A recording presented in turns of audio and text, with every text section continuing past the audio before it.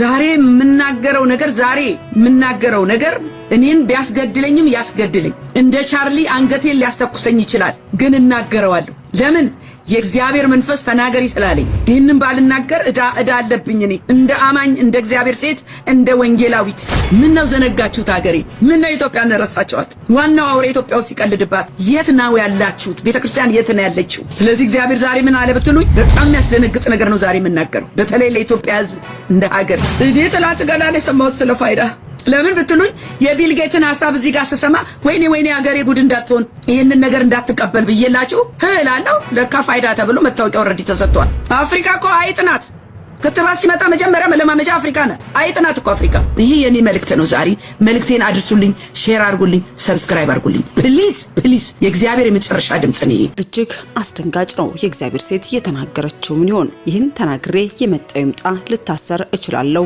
ይድረስ ለዶክተር አብይ ይህ እንዴት ይሆናል ስትለም የእግዚአብሔር ሴት ወንጌላዊት እጸገነት ሊደመጥ የተገባን ወቅቱን ያማከለ ምድራችን ላይ ብሎም በሀገራችን ኢትዮጵያ የተፈጠረውን ክስተት ተከትሎ ከታሰርኩ ልታሰር የመጣው ሊያስገድለኝ ሊያስጠፋኝም ይችላል ነገር ግን እናገራለሁ ዶክተር አብይ አህመድ ስማኝ ስትል አስቸኳይና አስደንጋጭ መልእክትን ተናግራለች እግዚአብሔር ሴት አንደበት የተደመጠው እውነታ ምን ይሆን የሚሉትንም በዝርዝር ይዘንላችኋል በቆይታችሁ ታደምጣላችሁ በሌላኛው መረጃችን ነብይ ሱራፊል ደምሴ የገጠመው ምን ይሆን በክርስትና ስም እየተደረጉ ያሉ መንፈሳዊ አገልግሎቶች ከመንፈሳዊ ውሃ ልካቸው ወጥተው ብዙ እያወዛገቡ ይገኛሉ በተለይ ለምእመናን ፈውሰን ባጋንንት ለታሰሩ መፈታትን እናጎናጽፋለን የሚሉ መንፈሳዊ አገልጋዮች ሁሉም ባይባሉም አንዳንዶች በመንፈሳዊ ሚዛን ቀርቶ ከሞራል አኳያ ተመዝነው ውድቅ ሊሆኑ የሚገባቸው ተበራክተዋል በሀገር ደረጃ ሰላምን የሚነሳ ተግባርን የሚፈጽሙም አሉ ሀገር ልትወረር ነው መንግስት ሊፈርስ ነው በማለትም ብሔራዊ ውሸትን የለፈፉም ተገኝተዋል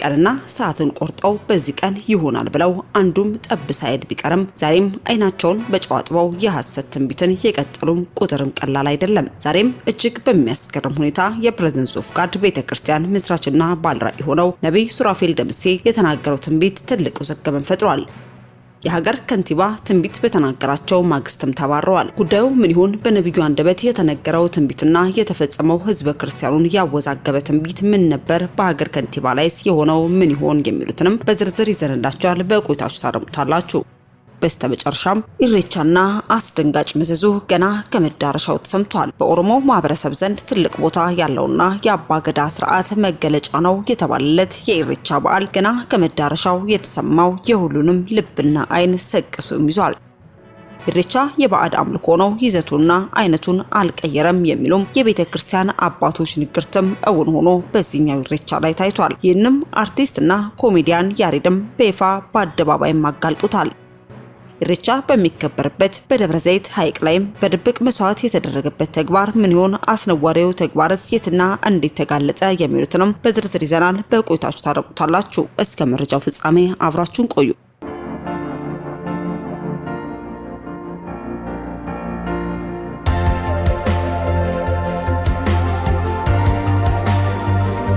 አስቀድመን ወደ ያዝንላችሁ መረጃችን ስናልፍ በቀደምት ጊዜያት ላይ ኢሬቻ ሲባል ዋቂ ፈታና የባዕድ አምልኮ አብሮ ስሙ ይነሳል በስፍራው ላይም ከመንፈሳዊ ይዘቶች ወይንም እግዚአብሔርን እናውቃለን ልጁ ኢየሱስንም አምነን እንቀበላለን በሚሉት ዘንድም ፈጽሞ ተቀባይነት የሌላቸው የባዕድ አምልኮችም ይፈጸማሉ ነገር ግን ከጥቂት ዓመታት ወዲህ በዓሉ የዋቂ ፈታ ወይንም የባዕድ አምልኮ ሳይሆን የመላው የኦሮሞ ህዝብ የሚካፈልበት የበዓል ስነ ስርዓት ሆኖ እንደ ቱሪስትነትም ተመዝግቦ በአመት ይከበርም ጀምሯል ታዲያ ምንም ያክል አከባበሩና ይዘቱ ቢቀየርም ውሉን ያልሳተው የኢሬቻ ክብረ በዓል ዛሬም ቀርቷል የተባለው መስዋዕትነት በይፋ ሲከናወን ተጋልጧል ይህንም አርቲስትና ኮሜዲያን ልጅ ያሬድም ኢሬቻን ወደ ሌላ የሚቀይሩት እነዚህ ናቸው ሲለም ተግባሩን በአደባባይ እንዲህ ሲልም አጋልጦታል ኮሜዲያን ልጅ ያሬድም በቢሾፍቱ ሆራል ላይ ያጋጠመውን አስገራሚ ክስተት እንዲህ ሲል ተናገረ ታዋቂው ኮሜዲያን ልጅ ያሬድ ለታላቁ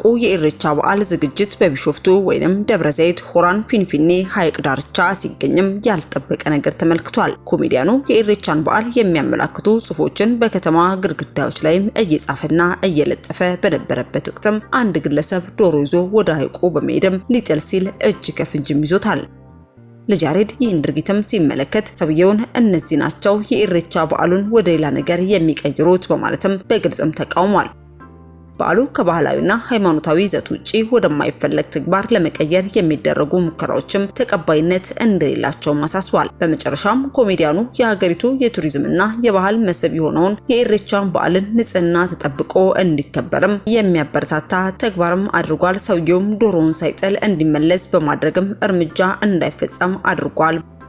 ሆኖም ግን የኢሬቻ ክብረ በዓል ሲታሰብ የባዕድ አምልኮቶች ወደ ኋላ ቀርተዋል ቢባልም ነገር ግን አሁንም ድረስ እየተፈጸሙ እንዳለ ግልጽ ማመላከቻም ሆኗል።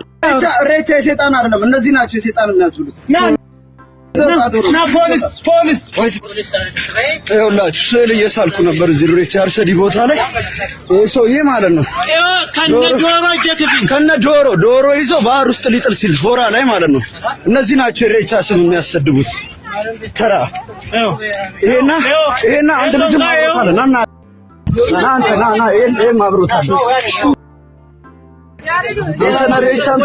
እኔ እንግዲህ የአርት ፕሮጀክት ይዤ ረጅም ግድግዳ አርት እየሰራው ነው። በአጭር ቀን መድረስ አለበት። በጣም ተባብሮ እየሰራ ነው መንግስትም፣ ሁሉም በጸጥታም በምንም። ቢሾፍቱ በአንድ ሳምንት ውስጥ ሌላ ታሪክ ገብቷል። አርሰዲን አታውቁትም፣ ሆራን ማለት ነውና በጣም ተቀይሯል። እዚህ ጋር እየሰራን እያለ ስለ እየሰራው አለፈ ዶሮ ይዞ ሰውዩ ይሄ ነገር ዶሮ አለኝ ጀለሲ አረክዬ ነገር ዶሮ አንድ ያዘው ምናምን ከዚህ ሄድኩና ና የት ነው የምትሄደው ምናምን የታባ ነው የምትሄደው ዶሮ ይዘለዋለሁ ባህር ውስጥ ልጥል።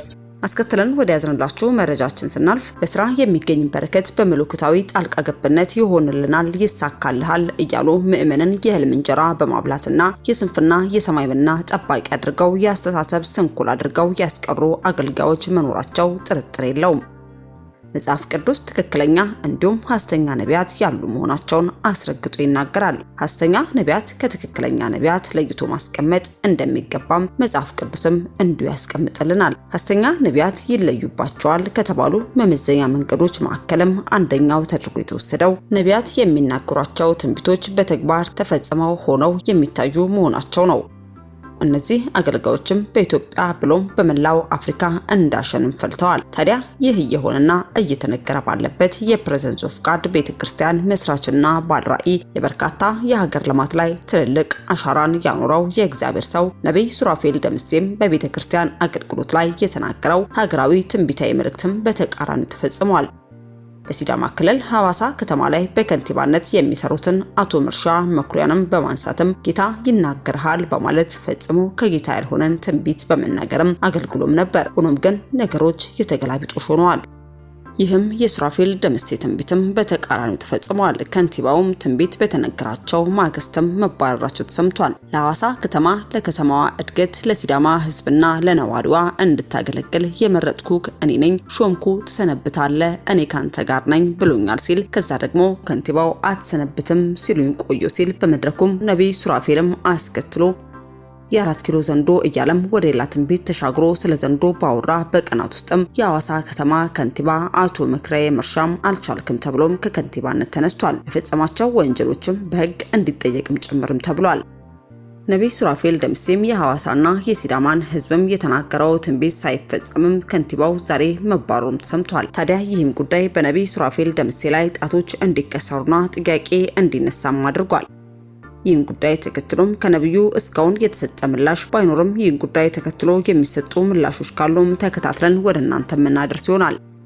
በስተመጨረሻ ወደ ያዝንላችሁ መረጃችን ስናልፍ በማህበራዊ ሚዲያ ላይ በተከታታይ ጊዜ እውነታውን እንደ እግዚአብሔር ቃል ስትናገር የምናደምጣት ከባህር ማዶ ያለችው የእግዚአብሔር ሴት ወንጌላዊት እጸገነት ወንደሰን በሀገራችን ኢትዮጵያ ላይ የሆነውን በክቡር ዶክተር አብይ አህመድ የተፈጸመውን እንደ ሀገር በሁሉም የኢትዮጵያ ሕዝብ ዘንድ የሆነውን ተግባር በማጋለጥም ልታሰር እችላለሁ፣ ልገደል እችላለሁ ይህን በመናገሬ ነገር ግን የመጣው ይምጣ ይህ ሲሆን ቤተክርስቲያን አልተጠየቀችም። ቤተክርስቲያን ያላትን ስልጣን ተጠቅማ አይሆንም ማለት ትችል ነበር። ነገር ግን ለቤተክርስቲያን እውቅና ሳይሰጥ በራሱ ፍቃድ ብቻ ፈጽሟል። ዶክተር አብይ ይህንን ስማ፣ ቤተክርስቲያን ተኝተሽ ህዝቡን አስበልተሻል በማለትም ለዶክተር አብይ አህመድም መልእክቷን አስተላልፋለች። መልእክቷ ምን ይሆን የሚሉትንም ከአንደበቷ እንድታደምጡት ጋበዝን። በተለይ ኢትዮጵያውያን፣ ኤርትራውያን ይሄ መልእክት በጣም ወሳኝ መልእክት ነው። ለብዙዎች እንዲደርስ ሼር እና ሰብስክራይብ አድርጉልኝ። ይሄ የእግዚአብሔር ድምጽ ነው። እኔና እናንተ እንደ ክርስቲያን ትውልድ ልናነቃ እየሆነ ካለው ነገር አንጻር የመንፈሳዊ መረዳታችንን ለትውልድ ሼር እንድናረግ ኖ እንድንል በጣም ጌታ መልእክት ሰጥቶኛል። ዛሬ መግቢያ ማረገው በእግዚአብሔር ቃል መሰረት ዲያብሎስን ተቃወሙ እያለና ያለው ጌታና ከሱ ነው የምነሳው። ያው ሁላችሁም እንደምታውቁት የምንኖርባት ምድር በዲያብሎስ የምትገዛ የምትተዳደር ቢሆንም እኛ ጋር ያለው ግን ዓለም ጋር ካለው ይበልጣልና እኛ በዓለም ውስጥ ባለው ነገር በዓለም ውስጥ ባለው ሕግ የምንተዳደር አይደለንም። ምክንያቱም ኃይልና ስልጣን ስላለን የክርስቶስ ማለት ነው። ስለዚህ የሚጫንብንን ሁሉ አንቀበልም። አሁን መንፈሳዊ ውጊያ ላይ ነን። የመጨረሻው ዘመን ነው። በዚህ ካልነቃን በምንም ልንነቃ አንችልም እና እምቢ ብለን ካልተዋጋን ካልተቃወምን እንደገና በባርነት መያዛችን ነው። እንደገና በጠላት እጅ ውስጥ መውደቃችን ነው። ኦልሬዲም ደግሞ የወደቅን ይመስለኛል። እንደ ሀገር እመጣበታለሁኝ። እግዚአብሔር የጠላትን ሽንገላ እንድናሸንፍ ተናግሮናል። አሸናፊዎች ነን እኛ በክርስቶስ ኢየሱስ ኃይል የተነሳ ማለት ነው። በያዕቆብ 4:7 ላይ ስሙኝ፣ እንግዲህ ለእግዚአብሔር ተገዙ፣ ዲያብሎስን ግን ተቃወሙ ከናንተም ይሸሻል ይላል የእግዚአብሔር ቃልና እኔና እናንተ ዲያብሎስን ካልተቃወምነው አይሸሽም፣ አይፈራንም። የፈለገውን ነገር ይጭንብናል ማለት ነው። አሁን ዲያብሎስ እየጫንብን ያለው አንገታችንን ዝቅ አድርገን ለዲያብሎስ እየተገዛን ያለነውና እኔና እናንተ የምንገዛው ለእግዚአብሔር ሕግ ብቻ ነው። ዲያብሎስ ካልተቃወምነው አይሸሽም፣ እስረኞች ያደርገናል፣ ይቆጣጠረናል። አሁን ዲያብሎስ የመጨረሻው ዘመን ነው። ትውልድን ወደ ራሱ ለማምጣት የራሱን መረብ ዘርግቶ ቁጥጥር ሊያደርግ እያሰባሰበ ነው ያለው አሁን።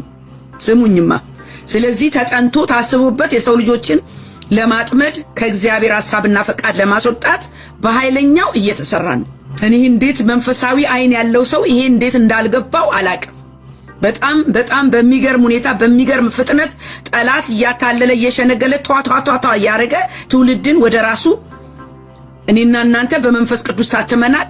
አውሬው ደግሞ በራሱ ነገር በራሱ ቁጥር በራሱ ሕግ እያተመነ ያለው ክሌም እያረገ ነው ያለው የእግዚአብሔርን ሕዝብ ነው መላችሁ። የዓለም የጨለማና የጥልቁ ሥራ ረቂቅ በሆነ መንገድ ያመኑትን እንኳን እያሳተ ነው። ተበልጠናል ወገኖቼ፣ ተበልጠናል፣ ተይዘናል፣ ተገኝተናል። እንደምንም ተፍጨርጭረን ካልወጣን ኦልሬዲ እጃችን ገብቷል እዛ ውስጥ ማለት ነው። ዛሬ በጣም ኃይለኛ መልእክት ነው። ፕሊዝ ሼር እና ሰብስክራይብ አድርጉልኝ፣ ትውልድ ይስማው። በዚህ በገላትያ 5:1 ላይ በነጻነት ልንኖር ክርስቶስ ነጻነት አወጣን፣ እንግዲህ ጸንታችሁ ቁሙ፣ እንደገናም በባርነት ቀንበር አትያዙ ይላል። እኔና እናንተ በክርስቶስ ኢየሱስ ደም የተዋጀን ከኃጢአት እስራት ከዲያብሎስ እስራት ነፃ የወጣን በእግዚአብሔር ጉያ ውስጥ ያለን የእግዚአብሔር ልጆች ተብለን ስማችን የተቀየረ በከፍታ ላይ ያለን የእግዚአብሔር ልጆች ነን። ይሄንን ማወቅ አለብን። ይሄንን ካላወቅን በጠላት እጅ ውስጥ መውደቃችን አይቀርም። አሁንም ወድቀናል ኦልሬዲ ነው መላችሁ። ክርስቶስ በደሙ ዋጅቶናል፣ ከጠላት እስራት ነፃ ወጥተናል። የዲያብሎስን ትእዛዝ እምቢ አንቀበልም የምንልበት ኃይል፣ አቅም፣ ስልጣን አለን።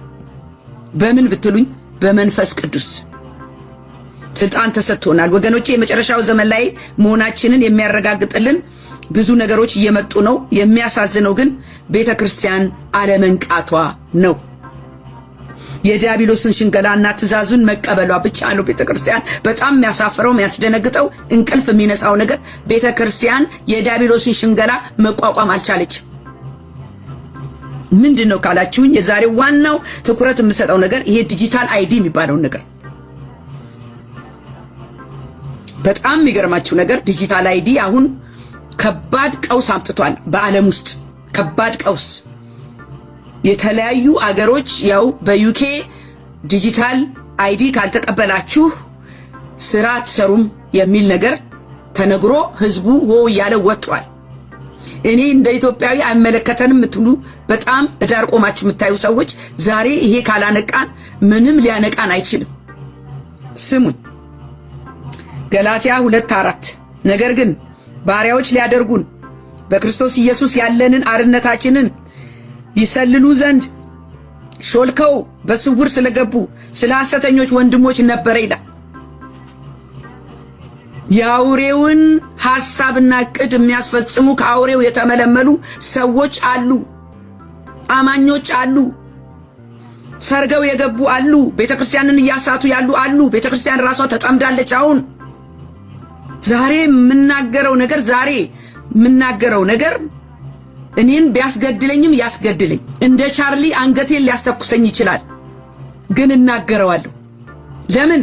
የእግዚአብሔር መንፈስ ተናገሪ ስላለኝ። ይህንን ባልናገር ዕዳ አለብኝ። እኔ እንደ አማኝ፣ እንደ እግዚአብሔር ሴት፣ እንደ ወንጌላዊት እኔ ምለው በአገራችን ይሄ የምጽአት አዋጅ የሚባለው ፕሮግራም ስለ ራሽያ፣ ስለ ቻይና፣ ስለ እስራኤል፣ ስለ አሜሪካ ከመዘገብ ውጪ አገራችን ውስጥ እየሆነ ያለውን ነገር ምን ነው ዘነጋችሁት? ምን ነው ዘነጋችሁት? አገሬ ምን ነው ኢትዮጵያን ረሳችኋት? ዋናው አውሬ ኢትዮጵያ ውስጥ ሲቀልድባት የት ነው ያላችሁት? ቤተክርስቲያን የት ነው ያለችው? ስሙኝ ወገኖቼ፣ ጠላት አስቶናል። ራሳችንን መከላከል እንኳን በማንችልበት ሁኔታ ውስጥ ነው ያለነው። ስለዚህ እግዚአብሔር ዛሬ ምን አለ ብትሉኝ፣ ዲያብሎስን ተቃውሙት፣ ውጊያው ተጀምሯል፣ ግቡ ወደ ሜዳ፣ በእግዚአብሔር ዕቃ ጦር ተዋጉ እያለን ነው። ውጊያችን ከደምና ስጋ ጋር አይደለም፣ በዚህ ዓለም ከሚሰሩ ክፉ መናፍስት ጋር ነው፣ ካለቆቹ ጋር ነው ውጊያው። በቀላሉ አንሸነፍም፣ በቀላሉ እጅ አንሰጥም፣ በቀላሉ አንማረክም። እኛ የክርስቶስ ወታደሮች ነን። ይሄ የጨለማና የብርሃን ጉዳይ ነው። መሀል ላይ ምንም እናመቻምቸው ነገር የለም። ወይ አውሬ በላናል፣ ወይ በክርስቶስ ጠንክረን ጸንተን እናመልጣለን። አሁን ሰይፍ እየመጣን በቃ አንድና አንድ ሁለት አለቀ። በቃ ወይ አውሬው ምረጥ፣ ወይ ክርስቶስ ምረጥ። አመቻችቶ ያስቀመጠን የዲያብሎስ መንፈስ ነው። ያፈዘዘን፣ ያደከመን፣ አቅም ያሳጣን። ዓለም በዲያብሎስ አገዛዝ ስር ነው ያለችው። አዎ እኛ የምንኖርባት ዓለም የሰው ልጆችን በጨለማ ዓለም አሰራር የጥልቁ ዕውቀት እየመራች ነው። አዎ ጥልቁ ነው እየመራት ያለው፣ እያንደረደራት ያለው ዓለምን። ዋናው መሳሪያዋ ደግሞ ምንድነው ካላችሁኝ፣ ገንዘብ። በጣም ያሳፍራል፣ ያስደነግጣል። የምንበላውን ሳይቀር ለመቆጣጠር በእግዚአብሔር አምሳል የተፈጠረውን ቅዱስ የሆነውን ሕዝብ ወደ ራሱ ለመውሰድ መታወቂያ በሰውነት ውስጥ የሚቀበር ዲጂታል አይዲ። አሁን በሰውነት ውስጥ የሚቀበር ብቻ አይደለም። እኔ ልንገራችሁ የሆነው ይሄ ቢልጌት የሚባለው ሰው ጌት ፋውንዴሽን ብሎ ይሄንን የዲጂታል አይዲ የሚያስፈጽመው እሱ ነው። ቺፕሱን የሚያስፈጽመው እሱ ነው። ዲጂታል አይዲው የሚያስፈጽመው እሱ ነው። ስለዚህ ይሄ ሰው አሁን ፕሮጀክት ጀምሯል፣ ፕሮጀክት ነድፏል። ምን ብትሉኝ፣ የዓለምን ሕዝብ በሙሉ በአንድ ጥላ ስር፣ በአንድ አገዛዝ ስር ሰብስቦ የአውሬው ንብረት ለማድረግ መለያ ቁጥር ለመስጠት ማለት ነው። ዲጂታል አይዲ ማለት ቁጥር መስጠት ማለት ነው። እና ይሄ የሱ ፕሮጀክት ነው። ከሱ ባይመጣ ኖሮ እኮ እንደው የሆነ ነገር ነው ብለን እንኳን እንታለል ነበረ። መነሻው የአውሬው እኮ ነው። ከአውሬው እኮ ነው የተነሳው። ህዝብ እኮ እየጮኸ ነው ያለው አልቀበልም እያለ። ስሙኝ፣ የሚያሳዝነው ደግሞ ከድሃዋ አገር አፍሪካ መጀመራቸው ነው። ራሱ ቢልጌት የተናገረውን አያይዛለሁ እኔ ከራሴ ፈጥሬ አይደለም። ቢልጌት ምን አለ? መጀመሪያ ከአፍሪካ ሀገር እንጀምራለን። በምን? በእርሻ ነው የገባ ነው። በምን? በገንዘብ ነው የገባ ነው። ዲጂታል አይዲ እንዲያገኙ እናረጋለን አፍሪካ ሲል ባለፈው ጊዜ ታስታውሱ እንደሆነ ኬንያ ለቺፕስ ህፃናት ላይ እንዲገጠም ፈረመች ብያችሁ ነበረ። አልቅሼ የተናገርኩት መልእክት ነበረ። በጣም የሚያስደነግጥ ነገር ነው ዛሬ የምናገረው፣ በተለይ ለኢትዮጵያ ህዝብ እንደ ሀገር። ለአፍሪካ ዳቦ ወይስ ዲጂታል አይዲ? ጥያቄ ነው። ለኢትዮጵያ ዳቦ ወይስ ዲጂታል አይዲ? የአፍሪካ ህዝብ መቼ ዳቦ ጠግቦ በላ? መቼ ከድህነት ወጣ? መቼ ንጹህ ውሃ ጠጣ? መቼ መብራት አገኘ? መቼ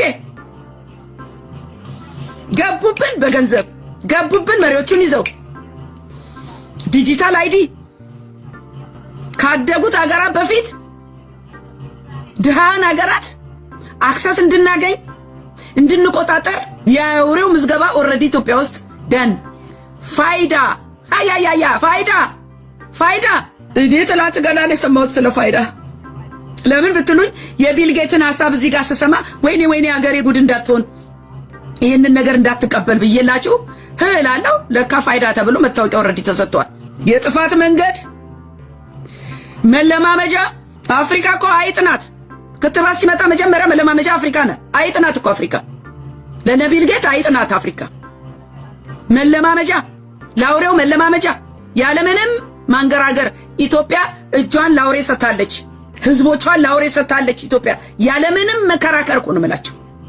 ይሄው የዓለም ህዝብ እንኳን እነዚህ ዓለመኞቹ ነጮቹ ጥቁሮቹ ዲጂታል አይዲ አንቀበልም እያሉ ሰልፍ ወጥተዋል። እኛ ሀገር ሰልፍ የለ ኮሽ የለ ቤተክርስቲያን አልተናገረች አንድ ሰው አልተቃወመ።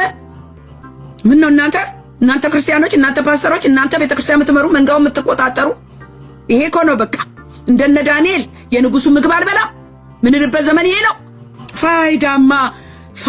ፋይዳ ካለው ለሀገሬ ህዝብ ፋይዳ ካለው የ5 ዓመት ልጅ ምን ፋይዳ ያስፈልገዋል?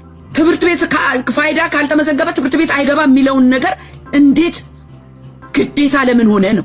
ይሄው መሸመሸጥ መለወጥ አትችልም ይለለም አውሬው።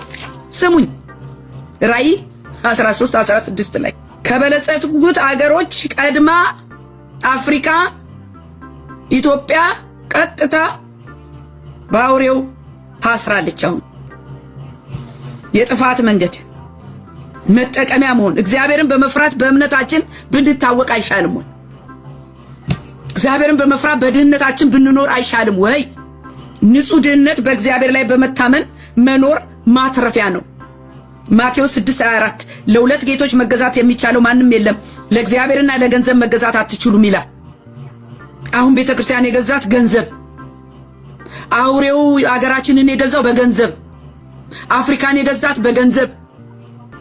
ያ ገንዘብ ደግሞ ለህዝብ ዳቦ አላመጣም። ከነ ችግሩ ነው ለአውሬው የተሰጠው። የኢትዮጵያ ህዝብ ለአውሬ ተሰጥቷል። ኦሬዲ ቁጥር ተሰጥቶት ያ ቁጥሩ ስብስብ ተደርጎ ለቢል ጌት ፋውንዴሽን ተሰጥቷል። ለዚህ ነው ዛሬ ቤተክርስቲያን ለገንዘብ ተገዝታ የእግዚአብሔር የሆነው መንፈሳዊ ኃይልና ስልጣን ያጣችው። መንፈሳዊ ኃይልና ስልጣን አጥተናል። እንደ ቤተክርስቲያን ዝም ብላ ተቀበለች። እናንተ ኮሽ አይልም እንዴ? የሆነ ነገር አይነሳም እንዴ? የሆነ ነው የሚል ሰው የለም እንዴ? እኔ ምንም አልሰማሁም። እኔ ድምጽም አልሰማሁም። በአገሬ ዲጂታል አይዲ ተጠናቆ ሲያልቅ 3 ሚሊዮን ህዝብ ተመዝግቧል። አሁን ደግሞ 9 ሚሊዮን ለማድረግ ነው። ስሙ ባካችሁ። በገንዘብ የማይገኘውን በኩርናችንን ሸጠናል። በሁለት ቢላዋ ለምትበሉ በሁለት ሐሳብ ለምታነክሱ ይብላኝላችሁ። ጊዜው ደርሷል። ዛሬ እውነትን ተናግሮ የመሸበት የምናድርበት ሰዓት ነው። እውነትን ተናግሮ ከክርስቶስ ጎን የምንቆምበት ሰዓት ነው። ዛሬ ስፍራችሁን ለዩ። እኔና ቤቴ ግን እግዚአብሔር እናመልካለን አለ ጌታ። ዛሬ ሰው ራሱን የሚያስመልጥበት ዘመን ነው። ቤተክርስቲያን ማመለጫ መሆን ሲገባት፣ መደበቂያ መሆን ሲገባት፣ ትውልዱን ሰብስባ መንግስታትን ማንቀጥቀጥ ሲገባት፣ ይሄ ነገር ሲመጣ የአውሬው መሆኑን ነቅታ በመንፈስ ተረታ ኖ ማለት ሲገባት፣ ኢትዮጵያ በእምነት በእግዚአብሔር መንገድ በልጣ ብትገኝ ህዝቧ እግዚአብሔርን በመፍራቱ በቀንነቱና በደግነቱ በፍቅሩ ቢታወቅ ምን አለበት? በድህነታችን ብንቀመጥ? የኢትዮጵያ ህዝብ እግዚአብሔርን ይፈራል፣ በሃይማኖቱ አይደራደርም ቢባል፣ ኢትዮጵያ ሰላማዊ ሀገርና ቢባል ጦርነት ማስቆም አይሻልም? እርስ በርስ የሚበላላውን ህዝብ ፍቅር ሰብኮ ማዳን አይሻልም? እንዴት ሆኖ ነው ኢትዮጵያ እንዴት ሆና ነው የመጀመሪያው የአውሬው አስፈጻሚ የሆነችው? በእኔና በእናንተ ዘመን አማኝ የሆነ መሪ ተቀምጦ እንዴት ሆኖ ነው? በዚህ መቼም አትሸውዱንም። መንፈሳዊ አይን ያለው ሰው የተራቡ ቢጠግቡ፣ ጦርነት ቢቆም፣ አንድ ብንሆን አይሻልም? ሀገራችን እኮ የውስጥ እንጂ የውጭ ጠላት የላትም። የውጭ እንጂ የውጭ ጠላት የላትም ኢትዮጵያ። ምን በላላው እርስ በርሳችን ነው። ባለፈውም እዛ የተመረቀ ጊዜ የአባይ ግድብ ሁላችንም ደስተኞች ነን። ጌታ ክብሩን ይውሰድ። በዛም ደግሞ ጠቅላይ ሚኒስትራችንን አመስግነናል ለሰራው ነገር። እዛ ንግግሩ ላይ ደግሞ ኢትዮጵያ ኒውክሌር ፕላንት ልታረግ ነው የሚል ነገር ሰምቻለሁ። ለሰላም ዓላማ የሚውል ኒውክሌር፣ ለሰላም ዓላማ የሚውለው ወንጌል ነው። እኛ በኒውክሌር አንታወቅም። አሁን የዓለም አቴንሽን ወደ ኢትዮጵያ ሆኗል። ለምን ኒውክሌር የሚለውን ነገር አነሳች ኢትዮጵያ? ዳቦ ቤት ሳከፍት ኒውክሌር ጥላለች። እዚህ ጋር ህዝብ በኑሮ ውድነት ስቃይ ውስጥ እያለ ከእግዚአብሔር ተጣልቶ ወንጌል እየተገፋ ቤተክርስቲያን ራሷ ኮራፕሽን ውስጥ ገብታ በገንዘብ ታስራ ማን በሉት ኦርቶዶክስ በሉት ያኛው በሉት ገና የመተት የጥንቆላ የድግምት ሳንወጣ የኢረቻ ሳንወጣ አሁን ደግሞ ላውሬው የኢትዮጵያ ሕዝብ ላውሬ ተላልፎ ተሰጥቷል። ወደዳችሁም ጠላችሁ በምን ብትሉኝ በፋይዳ መታወቂያ እግዚአብሔር ግን ዛሬም እንደ ሀገር ለኢትዮጵያ ይራራል። ለኢትዮጵያ ይራራል። የሚመካ በእግዚአብሔር ይመካ። ከነድህነታችን ከእግዚአብሔር ጋር ብንስማማ ይሻላል በዚህ በመጨረሻ ዘመን። ነገር ግን ሌት እየሆነ ነው ለኢትዮጵያ። it's going to be too late። እንዳልኳችሁ ኒውክሌር ፕላንት በቅርቡ ትጀምራለች ተብሏል። እሱ አልገባኝም እኔ። የአየር መንገድ ስራ ኦኬ፣ ነዳጅ ምናምን ኦኬ። ኒውክሌር ግን እዛው ባለ ኒውክሌር ላመፀኞቹ እዛው ተውላቸው፣ ለነ ራሽያ ተውላቸው እዛው። ኒውክሌር ወደ ምናምን ወደ ሀገራችን አታምጡብን። ያውሬውን ነገር ወደ ሀገራችን አታስገቡብን። እግዚአብሔር ስራን ያበረታታል፣ ድህነትን ይቃወማል። ነገር ግን የትም አምጪ ዱቄቱን አምጪ የትም ፍጪው በእግዚአብሔር ቤት አይሰራም። ምንጩን ይፈልጋል ጌታ። ኢትዮጵያ ከማን ጋር ነው ያበረችው ካላችሁኝ ከእስራኤል ጠላት ጋራ ከእግዚአብሔር ጠላት ጋራ። ማንም ብትሉኝ ፈረንሳይ፣ ራሽያ። ኢትዮጵያ ጠፍታለች። ኢትዮጵያ በአውሬው እጅ ውስጥ ገብታለች። ለምን? ሚያስጥላት አልነበረም። የሃይማኖት ነገር ተንቆሻቁሾ ወድቋል። ቤተክርስቲያን ደክማለች። በምን ብትሉኝ ተጠምዳለች። እሷም እዛ ሲስተም ውስጥ ገብታ ሀብትና ገንዘብ ዝና ለማትረፍ ብቻ ነው የሚሮጡት።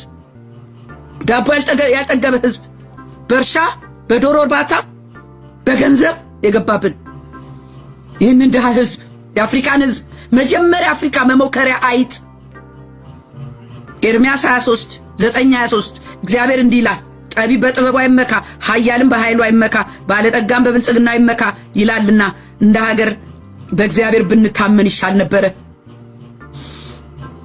በእኔ ዘመን በክርስቶስ ተከታይ ዘመን የአውሬው ወዳጅ በየትኛው ሂሳብ እንዴት ሆኖ ነው ይሄ ሆነው? እንዴት ሆኖ ነው? እንዴት ነው የተጠለፍነው እንደ ሀገር? እንዴት ነው የተሸወድነው እንደ ሀገር? ለጌታ ከዓለም ብንለይ ምን አለበት? ቅሬታ ብንሆን እንደነ ዳንኤል የንጉሱን ምግብ አንበላም ብንል ምን አለበት? እናንተ እግዚአብሔር አንድ ሰው ያገኘውን አንድ ሰው ቢሚል አንድ ሰው እዛች ምድር ላይ አንድ ሰው ከእግዚአብሔር ጎን የሚቆም አንድ ሰው ኖ የሚል አሁን እኮ ፍጥጥ ብሎ መጣ። በምድር ላይ ተጽዕኖ እንድታመጣ በከፍታ ላይ ያስቀመጣት ቤተክርስቲያን በቸልተኝነት የእግዚአብሔርን ሕዝብ አሳልፋ ለአውሬ ሰጥታለች። በተለይ ኢትዮጵያ። ሁለተኛ ጢሞቴዎስ 3:13 ነገር ግን ክፎች ሰዎችና አታላዮች እየሳቱ በክፋት እየባሱ ይሄዳሉ። እየባሰ መጣ። ኢኮኖሚ ያሳድጋል አላችሁ። እኔ ሰሙኝ በቃ ይሄን ደግሞ ስሙ በቃች። አዩ ኪዲሚ እየቀለዳችሁ ነው። ኢኮኖሚ በ7% ያሳድጋል አለ መሪያችን እኮ። ኢኮኖሚ በ7% ያሳድጋል ማለት በሰጡ ገንዘብ ማለት ነው እኮ።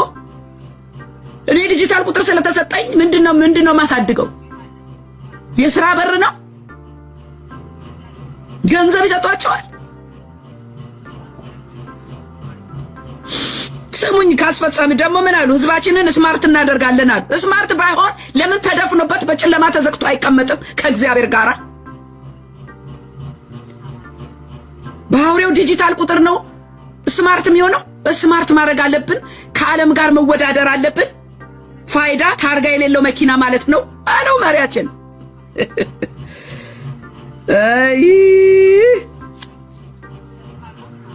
ምን ነው እንደ አቅማችን ብንኖር ምን አለበት? ምን አለበት? እንደ አቅማችን እንደ ድነታችን ብንኖር ባንንጠራራ ምን አለበት? የእግዚአብሔርን ፊት ብንፈልግ ምን አለበት? ወንጌል በነጻነት በአገሬ ቢሰበክ ምን አለበት? በጨለማ ያለው ህዝቤ ወደ ብርሃን ቢወጣ በወንጌል ምን አለበት? ፊደል ያልቆጠረ ንጹህ ያልጠጣ መብራት ያላየን ህዝብ ፋይዳ ብላችሁ መታወቂያ ስትሰጡ ለአውሬው ሊስት ውስጥ ስታረጉ ትንሽ የእግዚአብሔር ፍርሃ የላችሁ? እኔ ፖለቲከኛ አይደለሁም። ፖለቲከኛ ከምንም ጋር እንዳታያይዙብኝ። የወንጌል እውነቱን ግን እናገራለሁ። የዘመኑን እውነት እናገራለሁ። ይሄ የእግዚአብሔር ድምጽ ነው። ፈርተን ተሸፍነን እኔና እናንተ ከምቾታችን ላለመውጣት የምንታገለው ነገር መቅረት አለበት። ዓለም እኮ አሁን በኃጢአት በጨለማ ተጨማልቃለች። ማዳበሪያ የሚጠብቅ ገበሬ ያውሬው ቁጥር መቼ ሰጣችሁትና ማዳበሪያ መቼ ዳቦ በላ? መቼ አምላኩን ለማመስገን እንኳን ተንበርክኮ መቼ ሰላም አገኘ ህዝብ? መቼ ፍቅር ተሰበከው? እኛ እኮ በእውነት ነው የምላችሁ፣ እኔ አሁን በግልጽ ነው የምናገረው። ወንድሜ ዶክተር አብይ ይሄ ባንተ ዘመን ሊሆን አይገባም። ለምን? የክርስቶስ ተከታይ ነህ ስለሆንክ ተሸውደሃል። ወንድም አለ ዶክተር አብይ ተጠልፈሃል። በአውሬው ተጠልፈሃል። ይሄ የትልልቆቹ ነብይ ነን የሚሉት ስራ ነበረ። ሊያስጥሉ ሊያድኑ ይገባ ነበረ። ተጠልፈሃል ወንድም አለ። አም ሶሪ። ኧረ ሀገራችን ገና ናት ለዚህ እናንተ። ኧረ ገና ነን። ብዙ ነቀፌታ አለብን። ኧረ ገና ነን። ብዙ የእግዚአብሔር ያልሆነ ነገር አለ። ለጥፋት አንደኛ ኢትዮጵያ ድር ብላ ጥፋት ውስጥ። በዚህ ሁሉ መሃል ግን እስራኤል ልብ የሚያሞቅ እስራኤል ትንሽ ሀገር ሆና ዙሪያዋን ብትከበብም ተጽዕኖ ታመጣለች። አሁን ባለፈው ጊዜ እስራኤል ኳታርን መታች ተብሎ የአረብ ሀገራት በሙሉ የአረብ ሊግ ምናምን ተሰበሰቡ። ማት ሀገር እስራኤልን ሊያጠቁ ማለት ነው። ስብሰባው ተበተነ ሳይስማሙ። እስራኤል አሁንም ታሸንፍ፣ አሁንም ከፊት ሆና ትምራ። ከዛስ እስራኤል ቴክኖሎጂ እኔ ነኝ መነሻ አለች። ምን ስማርትፎን የእስራኤል ነው። ምናየው ካሜራ የእስራኤል ነው። ይሄ ዲጂታል ስቶሬጅ ሴኩሪቲ እስራኤል እኔ ነኝ የምፈልገው በዓለም ላይ። የሁላችሁንም ስራ እየሰራው ነው እኔ ቴሮሪስትን ለማጥፋት። ሁላችሁም በጓዳ ታመሰግኑኛላችሁ፣ በፊት ለፊት ግን እኔን አደግፉም አለች። ያው ራሽያ ትጮኻለች። ነካቻት እስራኤልን? አትነካም። ለምን? እስራኤል በእግዚአብሔር አጀንዳው ስላለች። ምን አለ ሀገሬ ከእስራኤል ጋር ብታብር ምን አለበት? አገራችን ከእስራኤል ጋር ብትወግን ኖሮ ዛሬ ላውሬው ባልተሰጠች ነበረ። ላውሬው እምቢ ብትል እኮ እኛ ድሃ ነን፣ ጥግ ይዘን ብንቀመጥ የዘራነውን ስንዴና ዳቦ እየበላን ብንቀመጥ ምን አለበት? ለዚህ ላለቀ ለመጨረሻ ዘመን እኔ ዛሬ መልእክቴ ይሄ ነው ወገኖቼ። አሁን መንፈሳዊ ውጊያ ላይ ነው ያለነው። ኦልሬዲ ተላልፈን እየተሰጠን ነው። እጃችንን አጣጥፈን ማለት ነው። ጠላት የሚጭንብንን እየተቀበልን ነው። ስለዚህ ቤተክርስቲያን ተነሺ፣ ተዋጊ። ጌታ ሊመጣ በደጅ ነው። እግዚአብሔር ይርዳን ወገኖች። ይሄን መልእክት ለብዙዎች ሼር አድርጉ። ለብዙዎች አልኳችሁ እኮ በተለይ ለሀገሬ መጸለይ አለብን። እግዚአብሔር ትውልዱን እንዲናጠቅ የኢትዮጵያን ሕዝብ ነፃ እንዲያወጣ እግዚአብሔር እንዲረዳን እንጸልይ። አለበለዚያ ኢትዮጵያ ያውሬው ነች። በቃ ይሄ ነው የኔ መልእክት ዛሬ። ጌታ ይርዳን በጌታ በኢየሱስ ክርስቶስ ስም። እግዚአብሔር ለኢትዮጵያ ይድረስላት በጌታ በኢየሱስ ክርስቶስ ስም። እግዚአብሔር የመሪያችንን አይን ይክፈት። በቃ ይሄ የኔ መልእክት ነው ዛሬ። መልእክቴን አድርሱልኝ፣ ሼር አድርጉልኝ፣ ሰብስክራይብ አድርጉልኝ ፕሊዝ። የእግዚአብሔር የመጨረሻ ድምጽ ነው። ተባረኩልኝ። ሻሎም። ውድ የሻሎም ቲዩብ አድማጭና ተመልካቾቻችን እሳቱ የያዝንላችሁ መረጃ ያደምጣችሁትን ይመስል ነበር። በሌላ አዳዲስ መረጃዎች እስከምንገናኝ መልካም ቆይታ